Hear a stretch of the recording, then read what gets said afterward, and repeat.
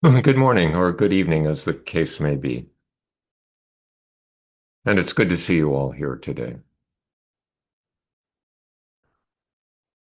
Um, well, we've been discussing the Platform Sutra, the teachings of Huineng, and um, we'll probably conclude that today. There is a verse that he has sort of at the end of this section, which we'll go through. Um, but before we get into that, I guess I would like to read a little section that I think helps keep all of this in helpful context. He says all the sutras and texts, all 12 divisions of the Hinayana and Mahayana canons, were arranged by people, and it was because of the nature of wisdom that they could do so. Moreover, if there were no people in the world, none of the 10,000 teachings would have appeared.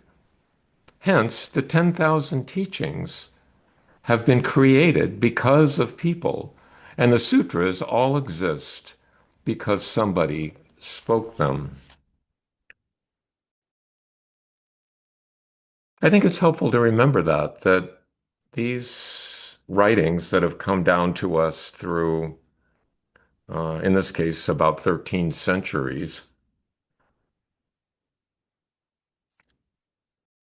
exist because somebody spoke something and somebody wrote it down. And no doubt it was edited and revised multiple times by the time we get to it, not to mention the translation into English. But it derived from a person who would wake up in the morning and wash their face, a person who would get hungry and eat, a person who would urinate and defecate, a person who would get tired and go to sleep. A real person just like us. And it was written for the benefit of people like us. Clearly, there are many differences between 8th century China and 21st century modern world, but we all experience the human condition just as they did then. And that's what these writings are about. So somebody was making their best effort at communicating something they hoped would be beneficial for us. Now, towards the end of the this section of the Platform Sutra, there's section 36, by the way, if you're following that. There's a, a magistrate is asking a question. He says, "Master, how should we practice at home? Could you give us some instruction?" So he's saying, well, how do we carry this on? I can hear what you're saying, um, but I'm bound to forget it, and it won't be fresh with me. How can I remind myself on a regular basis of the teachings that you are offering? And Wenang responds. He says, "Good friends, I have composed a song of formlessness for both clerics and lay people. If you all recite this and put this into practice, you will never be apart from me." And there is a tradition of in the Buddhist literature of having these verses, and of course these verses are poetic in Chinese. By the time you translate them into English, they lose their rhythm and their rhyme, but nonetheless, the intention was to make them memorable because the people he's talking to are largely illiterate, as he was himself. So they tried to compose verses that would uh, that would include a certain amount of repetition and alliteration and the various things that poems incorporate in order to make themselves more memorable. So this is the verse that he composed. Versed in words and versed in thoughts, like the sun in the sky, transmitting their teaching directly, appearing in the world to vanquish false doctrines. It isn't their teaching that's direct or not, but awareness that's quick or slow. Foolish people who study this teaching can't understand the Dharma directly. There must be 10,000 ways to explain it, but all are based on one rule. In your dark house of afflictions, keep the sun of wisdom shining. Falsehood arrives because of afflictions. When truth appears, afflictions depart. Letting truth and falsehood be, nothing is left to purity. Enlightenment is already pure. The thought of it is a delusion, but inside delusion is purity. Once truth removes the three obstructions, if you follow the way in the world, let nothing block your path. Paying attention to your own mistakes will keep you in step with the way. The way dwells in this bodily likeness. Don't leave the way to look for the way. You won't find the way that way. All you will find is trouble. If you want to find the true way, to cultivate truth is the way. Unless your mind is set on the truth, you'll pass it by in the dark. People who truly follow the way don't consider the faults of the world. Those who consider the wrongs of the world only add to their own. I don't condemn the faults of others. My own wrongs are what I'm after. Just get rid of thoughts about wrongs, and all your afflictions will shatter. If you would then teach foolish people, you'll need to use skillful means. If you can rid them of doubts, their enlightenment is certain. The Dharma is in the world beyond the world. Don't run away from the world to find a place beyond the world. False views make up the world. True views are the world beyond. When true and false are both dismissed, your Buddha nature will be manifest. This is simply the straightforward teaching, also known as the Mahayana. Delusion lasts countless kalpas. Awareness takes but an instant. The master then said, "Good friends, if you all recite this verse and practice in accordance with it, even if we're 1,000 miles apart, you'll always be by my side." Um, so that's the entire verse, and I just like to go through some sections of it with some thoughts about meaning. In the first little part, they're talking about using the sun as a metaphor, simile for wisdom, which is always shining, and there may be clouds obscuring the sun, as there are today here in St. Louis, but the sun is always shining above those clouds.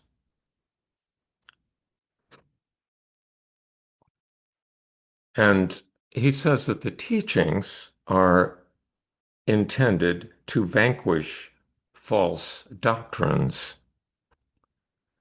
Well, what is he talking about with false doctrines? It's hard to know.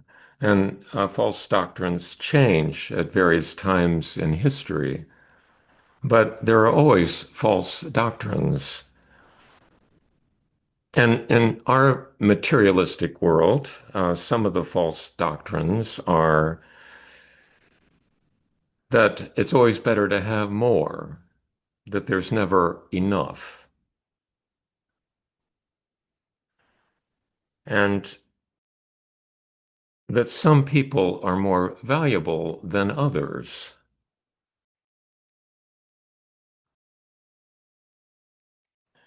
or that the solution to your existential problem is to buy something or go somewhere, or that we can bomb our way to an earthly paradise,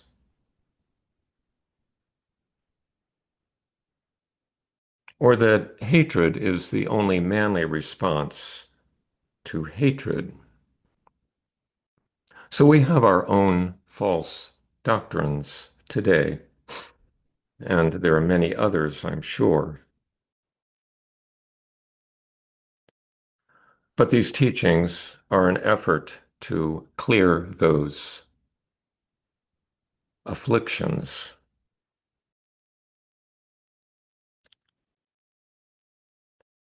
There must be 10,000 ways to explain it, but all are based on one rule: keep the sun of wisdom shining. Falsehood arises because afflictions here in the classic Buddhism are greed, hatred, and delusion.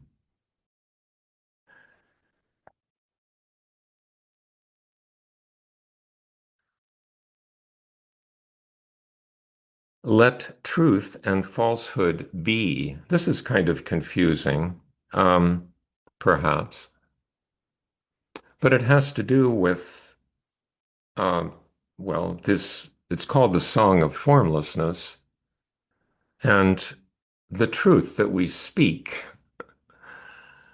the truth that we reify is is a kind of form, as is the falsehoods that we turn into something. And this is an expression of the phrase no views. To keep all these views, these opinions, in a provisional state,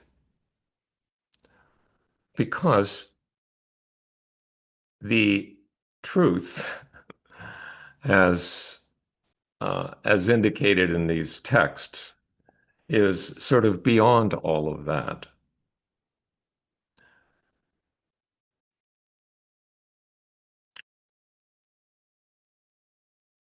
which is not to say that, one shouldn't have opinions. It's necessary to have opinions. It's necessary to have plans. It's necessary to express things to oneself and others.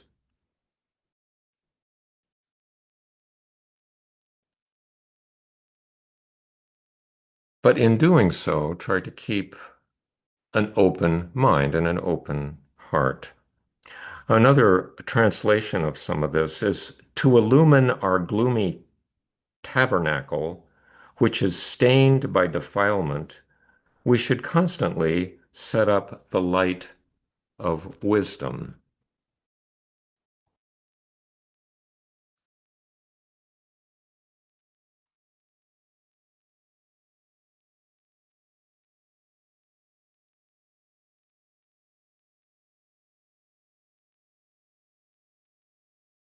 Enlightenment is already pure. The thought of it is a delusion, but inside delusion is purity. Once truth removes the three obstructions, if you follow the way in this world, let nothing block your path. paying attention to your own mistakes will keep you in step with the way. I think each one of these little sections, each one of these little verses or stanzas kind of builds on the last.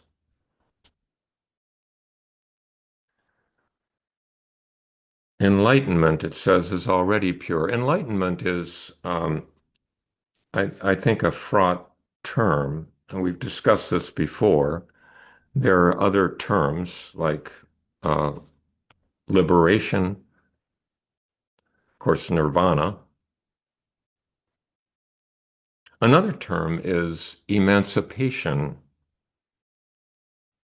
to be unshackled. Emancipation means to be unhanded in the sense of if you're in the hands of somebody who is in control of you, to be emancipated is to be freed from that control.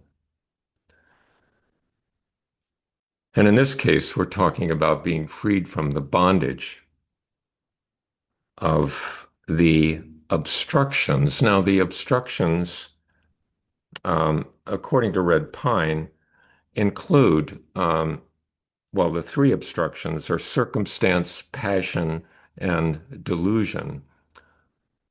Passion being greed and hatred. So there's greed, hatred, delusion, but there's also circumstance.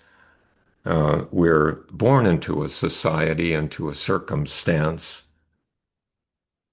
and that carries with it um, some necessary obstructions, societal training that needs to be overcome.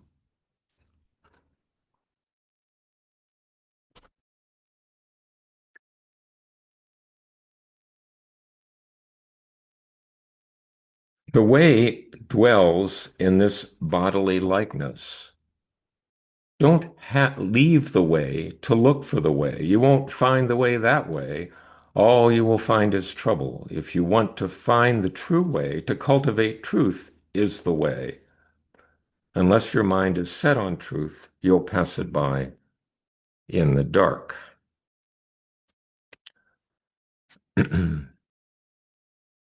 A recurring theme here of not trying to be apart from the world, of this world of birth and death, this world of suffering, but to be in this world, but seek truth. Don't lie. Don't lie to yourself. Don't lie to others. People who truly follow the way don't consider the faults of the world. Those who consider the wrongs of the world only add to their own. I don't condemn the faults of others. My own wrongs are what I'm after. Get rid of thoughts about wrongs, and all your afflictions will shatter. Red Pine was trying to make some rhyming here, but this is a little startling, perhaps. Don't consider the faults of the world. What does that mean?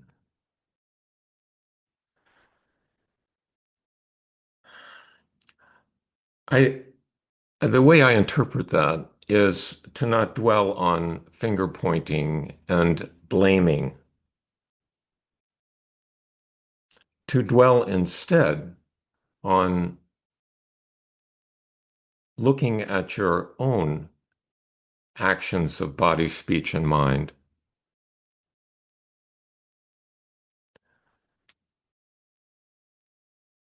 and considering whether they're skillful, whether they're beneficial, what mistakes have you made, what you can learn from them. This being the primary focus. instead of the faults of others, which you have very limited control over. And again, of course, you'll have opinions, and you may be in a role where it's appropriate to identify the faults of others. If you're directing a play, if somebody's saying the wrong lines or saying them in the wrong way, and it's ineffective or just falls flat, you need to identify that and help them. Or if there's somebody who is doing something that is harmful, you can at times skillfully let them know about that. And oftentimes they're glad you did, sometimes not.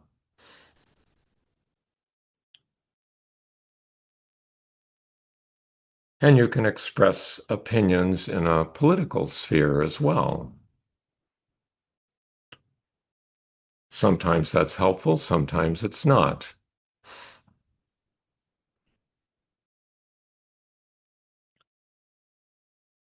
But again, focusing on the faults of others rather than on your own behavior is what Huineng is counseling us against. He goes on, if you would then teach foolish people, this foolish is a word that comes up again and again in the Mahayana literature. And I, it always kind of um, hits me wrong because I'm quite certain they're talking about me, but and which is okay, except I would prefer not to view this as just total foolishness, although maybe it is. I think other words would be ignorant, just not aware, or unskillful, just or lacking in training, lacking in skillfulness. But in any case, I think, at least in my experience, most people, if not everyone, has moments of foolishness. Certainly I do. And so he's not talking about them, he's more talking about us. If you would then teach foolish people, you'll need to use skillful means. If you can rid them of doubts, their enlightenment is certain. The Dharma is in this world, in the world beyond the world. Don't run away from the world to find a place beyond the world. Again, encouraging us to practice in the here and now, in our everyday life. But I found it interesting that um, this if you rid them of doubts, their enlightenment is certain, is actually not a literal translation of the text that was found. Red Pine is working off the earliest extant version of the Platform Sutra that was found in a cave in in China in the early 20th century. But the um, the actual just let me get oriented here. Yeah, the actual literal translation of this, I understand, is do not rid them of their doubts. This is what allows self-nature to manifest. And there was a commentary later on that changed it to if you can rid them of doubts, their enlightenment is certain. Um, I'm not sure that, and Red Pine and others assume that this was just a mistake in transcription or something, that you should try to rid people of their doubts. Um, but I find it more compelling to assume that it's not a mistake, that the actual intent was do not destroy his doubts for him, um, which is the most literal translation. Do not destroy his doubts for him. Because doubt is considered a gateway. To have doubts is can be healthy.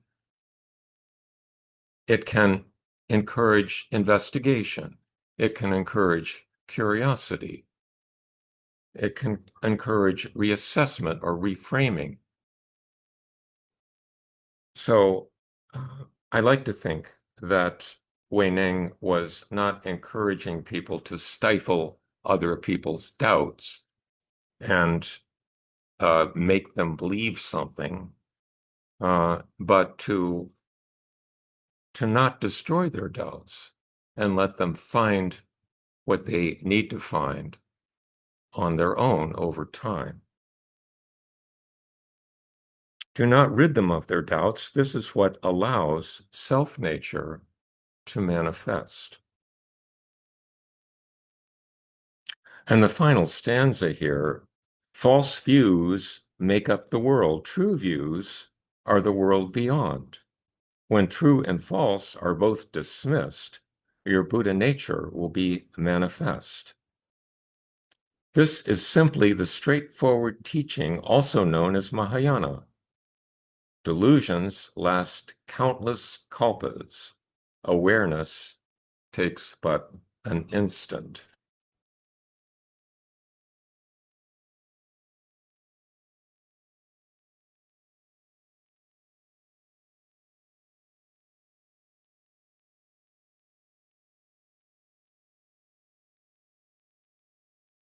So, and I think, we've all had that experience of that uh, so-called aha moment where you can understand, where you can see something that perhaps you have been mistaken about for decades. So I think Wei Neng here is advocating a way of being in the world, advocating a way of being in the world with awareness, with curiosity, with openness, and with honesty, flexibility, and regard for all beings. Just not getting stuck in labels and isms, including Buddhism, with a confidence that there is this internal, external, whatever wisdom that is available to us that we can't really possess, but we can have access to.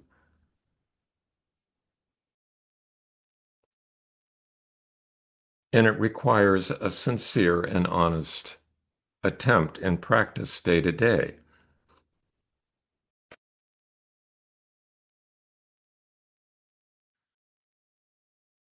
That there is something fundamentally human, fundamentally human that can right the ship when it tilts. But it involves the process of daily monitoring, looking for errors and mistakes, misjudgments, whatever, and trying to work with them.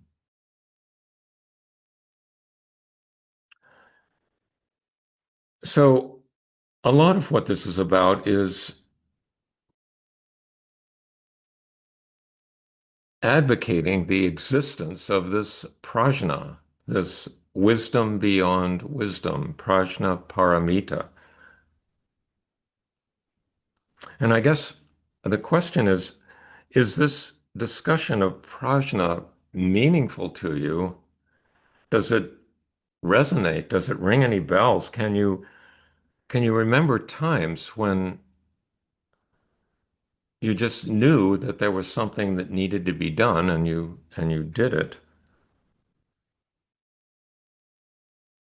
And perhaps you couldn't fully explain why, or maybe you just had to make up a rationalization afterwards.